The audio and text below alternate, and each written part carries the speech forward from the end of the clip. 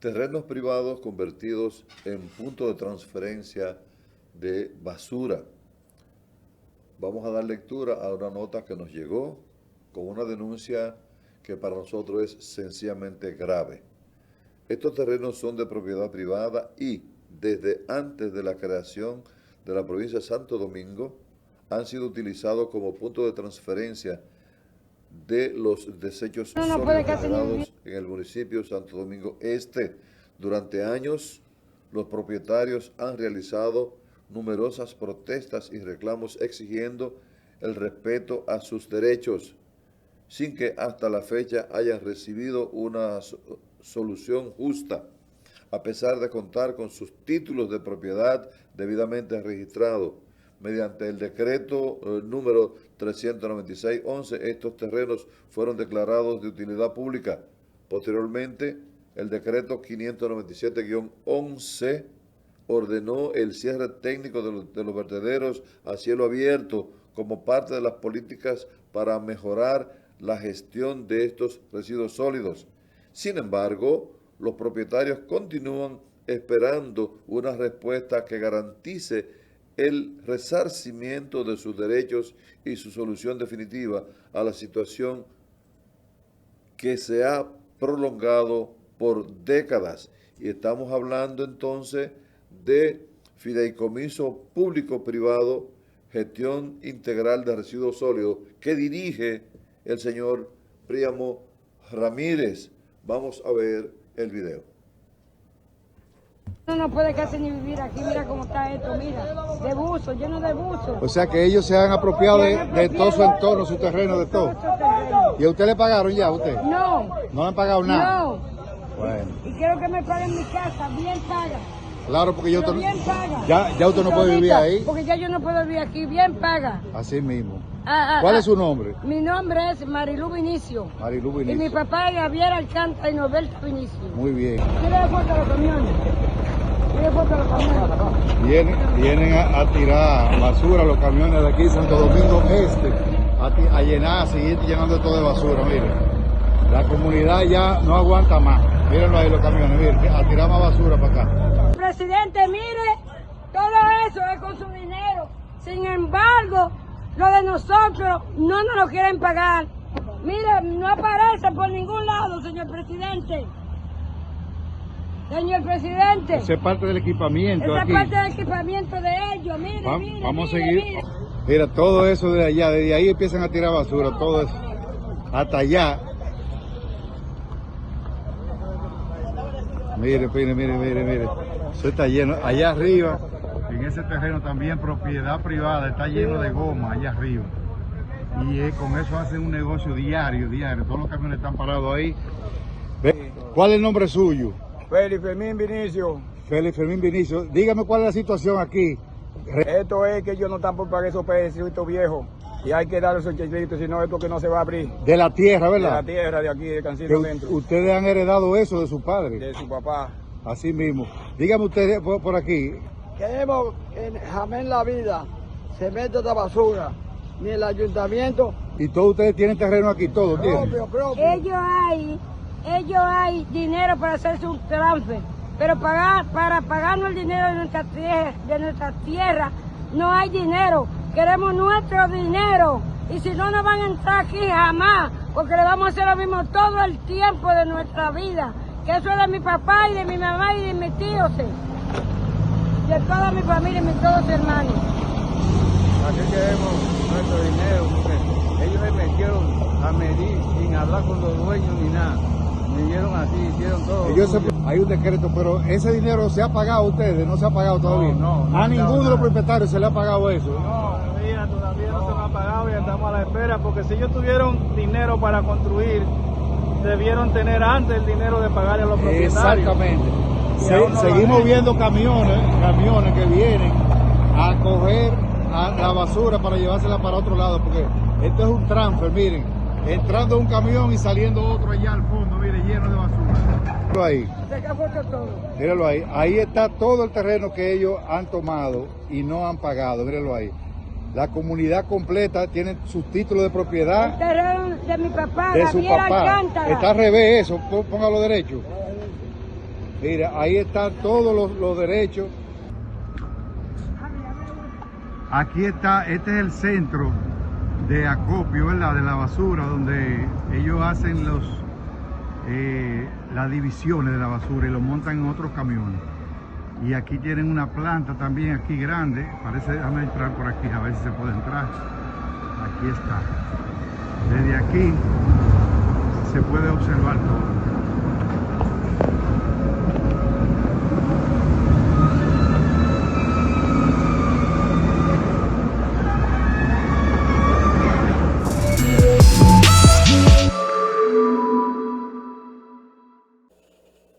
Este video que acabamos de ver, estas declaraciones, esta denuncia bastante grave, realmente choca porque el que está para proteger y hacer valer, prevalecer los derechos de los ciudadanos es el gobierno. Y el gobierno es que pronunció la ley 225-20 para eliminar los vertederos de cielo abierto. Y es el gobierno entonces, me imagino ahí está involucrado también el ayuntamiento, que desaloja a esta persona de sus viviendas, de sus terrenos, de sus casas, de sus hogares, para entonces implementar este vertedero. Un problema no quita otro, y que los derechos de los ciudadanos sean vulnerados de una forma tan cruel, porque quitarle su casa, su vivienda, esa la paz que toda persona quiere y necesita, que es el lugar donde vivir, es realmente llora ante la presencia de Dios. El gobierno, con la ley y con el plan de sostenible, que es el que busca eliminar los vertederos a cielo abierto, debe de ubicar ciertos tipos de terreno para trabajar la clasificación de los desechos sólidos, sin tener que maltratar a ciudadanos que en su derecho están en su terreno, en su casa, en sus hogares. Realmente es algo que lloran a la presencia de Dios, es lastimable. Yo entiendo que eliminar un problema creando otro no vamos a resolver ni uno ni el otro. Es una situación bastante terrible. Además que esos vertederos a cielo abierto crean mucho problema de salud y medioambientales. Entonces, es más la sal que el chivo, como dicen popularmente. A personas que no tienen voz, que no tienen una capacidad de cómo poder reclamar sus derechos, una persona que no tienen educaciones, estudios, que más o menos puedan por lo menos dirigirse al lugar correspondiente para ellos poder defenderse y reclamar su derecho. Es muy chocante. Yo me imagino que el presidente, qué bueno que se está haciendo esta denuncia, porque el presidente no tiene conocimiento de estas acciones, de estos abusos de poder que se está implementando. Realmente esperamos que las autoridades tomen acciones y esas personas sean resarcidas debidamente y vuelvan a tener sus hogares. ¿Y usted, don señor Darío, qué opinión le merece? Bueno, yo estoy totalmente de acuerdo contigo, de manera pues que esperamos, pues pedimos a las autoridades y al señor Príamo Ramírez que le pague a esa gente su dinero.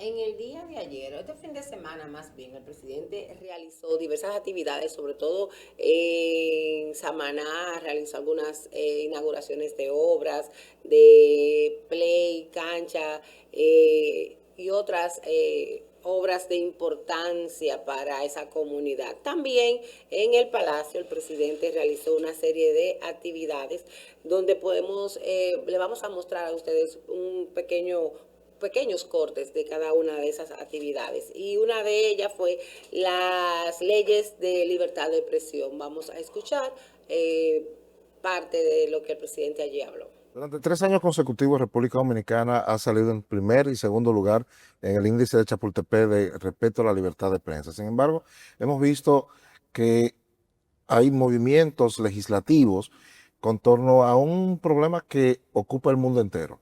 Uno es el uso y el abuso de redes sociales, y no solamente redes sociales, hasta de medios convencionales, pero también cómo poner controles para garantizar otros derechos, como el derecho a la intimidad, el derecho a la honra, sin alterar tampoco el derecho a la libertad de expresión. Y eso es justamente uno de los temas que hemos visto nosotros que se han conjugado ahora en este periodo que, como dice Edith, de protesta y de cómo desde el gobierno dominicano ven esos señalamientos que se hacen y cómo poder equilibrar en preservar derechos. Y llegaron a un consenso donde yo no le puse ni una coma, y a esa la atacaron también y le pusieron un sobrenombre a esa ley, situación que entonces ha dejado en el Congreso esa ley.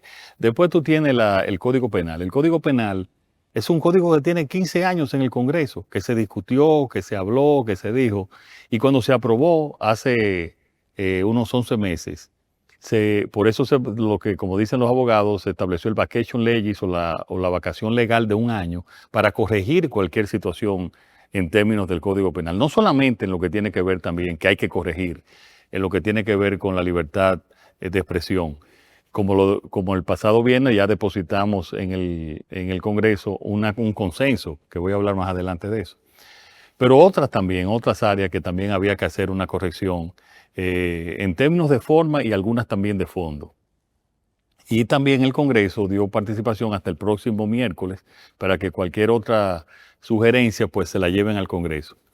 Y en nosotros duramos, que quizás tanto la sociedad civil como el mismo gobierno nos tomó tarde en la discusión de esta ley. Debimos quizás inmediatamente se aprobó, pues nosotros empezar a discutirla.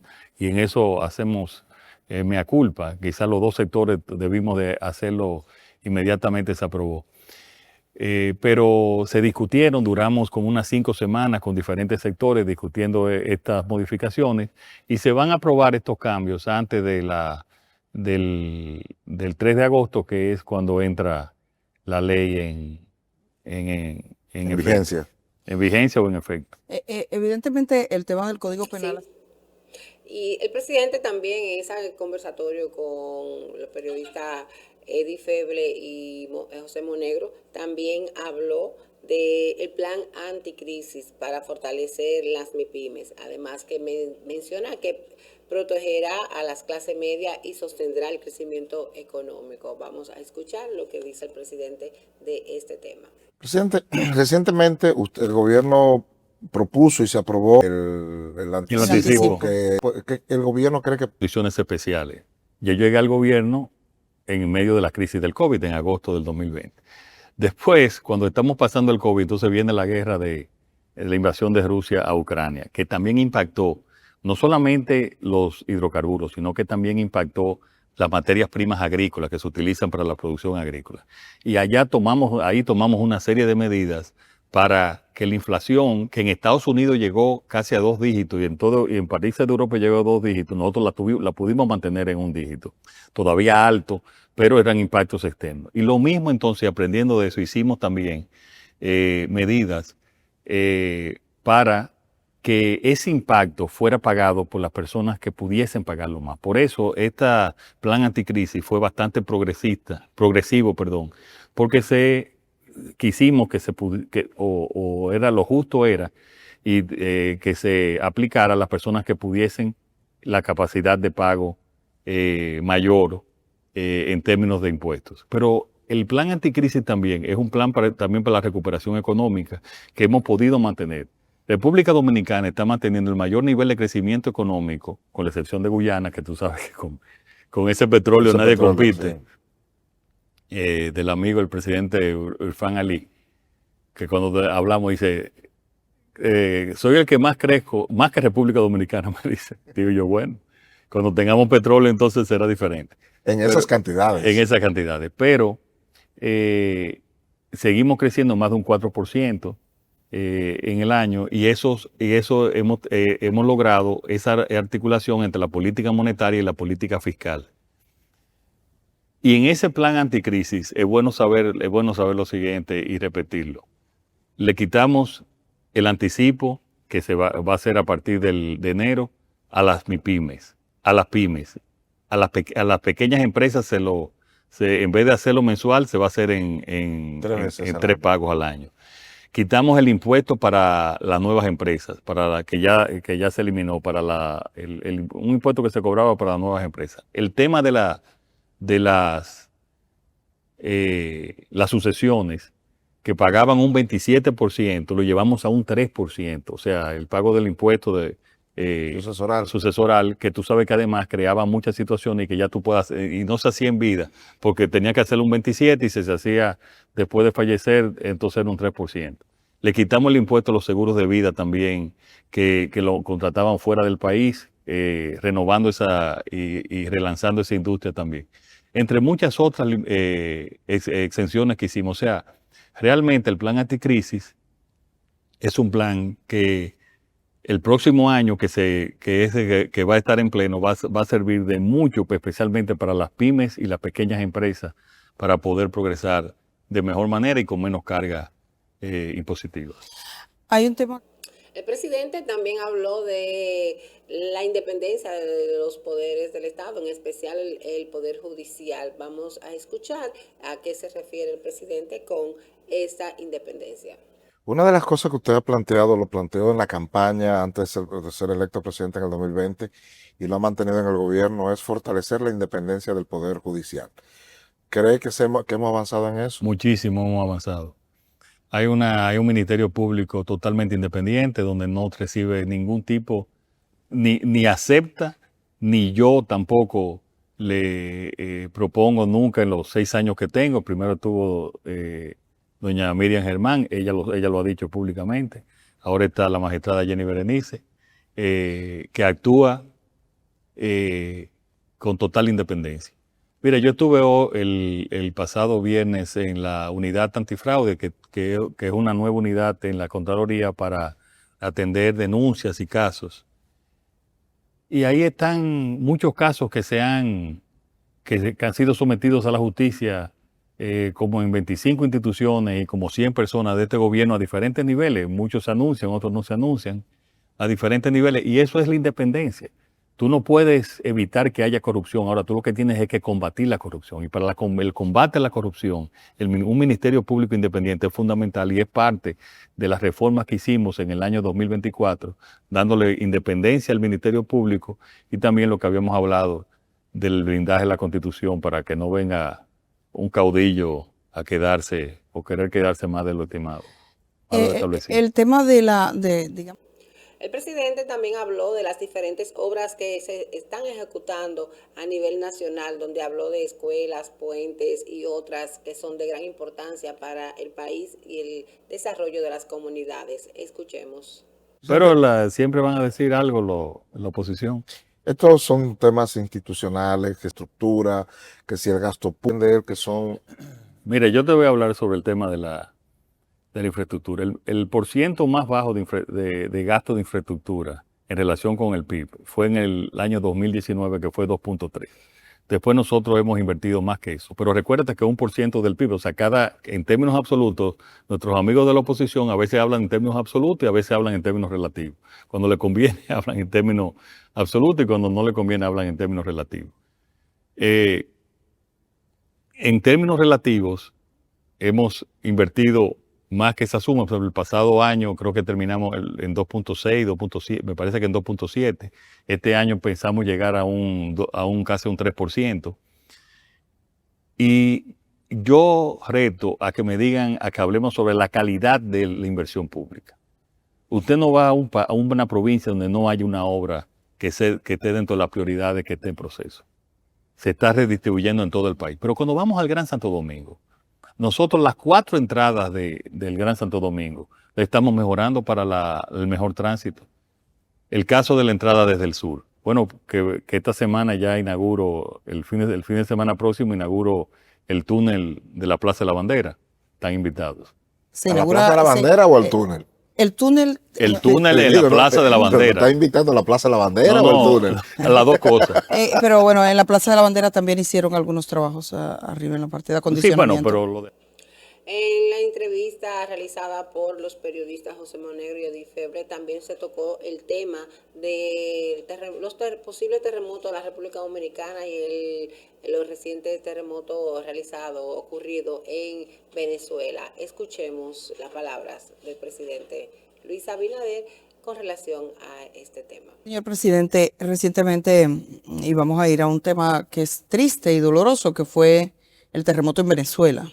Un terremoto en Venezuela que ha cobrado la vida de mucha gente y bueno, República Dominicana ha estado presente allí, pero estaba pensando, porque nosotros aquí en República Dominicana... Fuimos los primeros que llegamos a ayudar. Efectivamente, y así lo destacaba la presidenta venezolana. Estaba pensando, nosotros se nos cayó un edificio que era el Jet Set sin que hubiese un terremoto, que le costó la vida a más de 230 personas. Una tragedia. Una tragedia.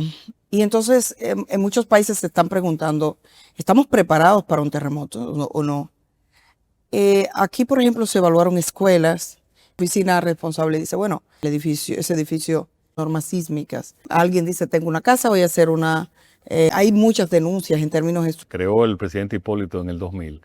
Está ahí quizás uno de los ingenieros, o el único ingeniero estructuralista sismólogo que hay en el país, que es Leonardo Reyes Madera, que es una institución nacional e internacional. Él nos ha dado una gran cantidad de recomendaciones. Esas recomendaciones las hemos seguido. Nosotros estamos, Edith, estamos corrigiendo y construyendo, porque a veces hay unos 50 puentes a nivel nacional. Recuérdate que nosotros prohibimos el tránsito por en Pontón La Vega y después se cayó ese puente. Gracias a Dios lo habíamos prohibido porque habíamos hecho todas esas investigaciones. La parte de educación también, especialmente en lo que es la falla del norte, que está al sur de la cordillera septentrional, que es la más peligrosa, pues nosotros también hemos tomado decisiones para mejorarla, mejorar esas escuelas. Pero tú decir qué país está preparado para un terremoto, tú no puedes decir que está 100% preparado para un terremoto. Ahora hemos tomado esas medidas, hemos hecho muchos arreglos. Aquí los puentes, por ejemplo, están todos en reparación.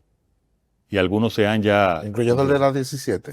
Ese es más, el que más ha estado, pero también el de la Barquita, que estaba en situación igual o peor que el de la 17. Varios pasos a niveles también se han tomado también para mejorarse.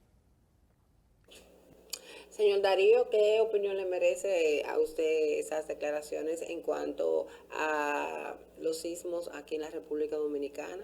Bueno, el presidente tiene razón. No hay forma de como tú poder adivinar ni predecir qué va a ocurrir. Obviamente uno intenta hacer lo mejor posible desde el punto de vista... hay una frase que se utiliza con mucha frecuencia que dice: tomar cartas en el asunto, eso es un disparate.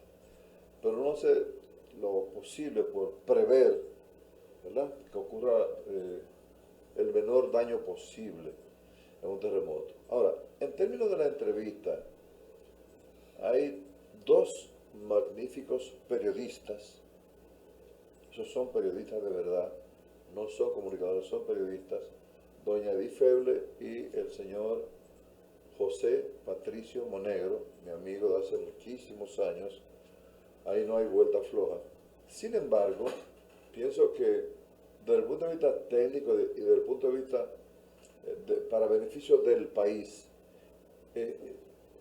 esa entrevista o la participación del presidente en la televisión debió haber sido a través de los medios del Estado, a través de la televisión del Estado.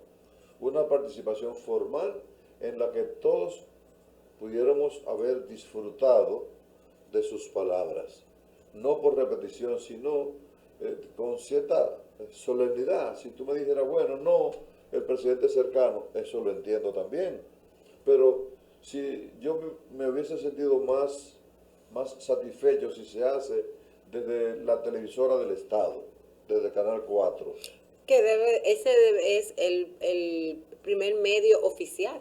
De ahí es que debe salir toda la transmisión y todas las informaciones del Palacio de forma oficial. O sea, no privilegiar a un medio, que no es un delito, ojalá yo que fuera por Canal Gavisión.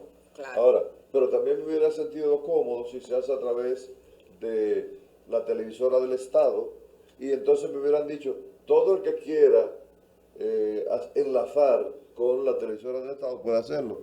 Entonces, sencillo, llamamos al señor director, haga un enlace con la televisora del Estado, ¿verdad? Así es. Pero de todas maneras, nosotros nos hubiéramos sentido más cómodos, más contentos, que hubiese sido que todo lo que se haga en el Estado sea a través de la televisora del Estado que se transmita. Eso sí. También el presidente habló acerca de la seguridad ciudadana y nuestros vecinos Haití. Vamos a ver cuáles fueron sus versiones o su palabra en cuanto a este tema. En materia de seguridad regional, Haití es crítico de Haití. Para el gobierno dominicano, ¿qué tantos retos le ha representado Haití? ¿Qué estamos haciendo? Y ahora que hay una fuerza antipandilla en Haití, ¿cuál es la intervención, la participación de la República Dominicana en ese caso? No, nosotros no tenemos una participación directa, sí de ayuda en términos logísticos, pero no tenemos una participación directa. Lo que nosotros le estamos dando es ayuda humanitaria a cualquier persona que tenga una situación médica aquí. Ahora, lo que nosotros hemos reforzado, y las Fuerzas Armadas de ahora son muy diferentes a las Fuerzas Armadas de hace 6 años. Y en términos de toda la frontera, desde el muro que hemos construido, que ha sido un éxito en términos de seguridad, de disminución del robo, todo eso nos ha ayudado bastante, y tenemos una fuerza armada mucho más equipadas. Tenemos blindados que no teníamos antes. Estamos armados en toda la parte con mucho mejor armamento y repito, ese mismo aumento de sueldo, los militares ganaban 9,000 pesos, ahora están ganando 3 veces más, y a los que están en la frontera se les paga también una especialidad. ¿Y qué garantía tenemos de que esa presencia militar multinacional de la ONU en Haití no produzca una migración de esos líderes? Es bueno que tú sepas que el Ministerio de Defensa hay toda una coordinación con las personas que están encargadas de esa fuerza, para que nosotros podamos tener cualquier acción de ellos de aquel lado. Se nos informa a nosotros para que cualquier efecto de consecuencia nosotros estamos preparados. ¿Y tenemos interlocutor con el gobierno haitiano? Pero tenemos interlocutor, sí, con esa fuerza. Pero con el gobierno haitiano no hay interlocutores. Bueno, sí, a través del Ministerio de Relaciones Exteriores nos comunicamos cuando hay algo especial, y hay una comunicación que es necesaria. No es fluida, pero hay una comunicación. O sea que no es fluida. Bueno, es que, Edith, la situación del gobierno haitiano es una situación muy precaria. Es una situación que básicamente, por ejemplo, en Puerto Príncipe, todavía el 70% de Puerto Príncipe está en control de la. El presidente Luis Abinader celebró su cumpleaños número 59 con una misa de acción de gracia en la Capilla San Rafael del Palacio Nacional, rodeado de familiares cercanos y destacadas figuras políticas. En sus palabras, en la celebración, el mandatario agradeció por su salud y reafirmó su compromiso de seguir trabajando activamente a favor del desarrollo, la paz y la tolerancia en la República Dominicana. Muchísimas felicidades para el presidente, que el Señor le siga concediendo salud, también entendimiento y sabiduría para que siga gobernando nuestra nación de la mejor forma posible. Cuénteme a ver qué le pareció esas misas de acción de gracia al presidente Luis Abinader. Pero vamos a hacer una pequeña pausa, retornamos en breve.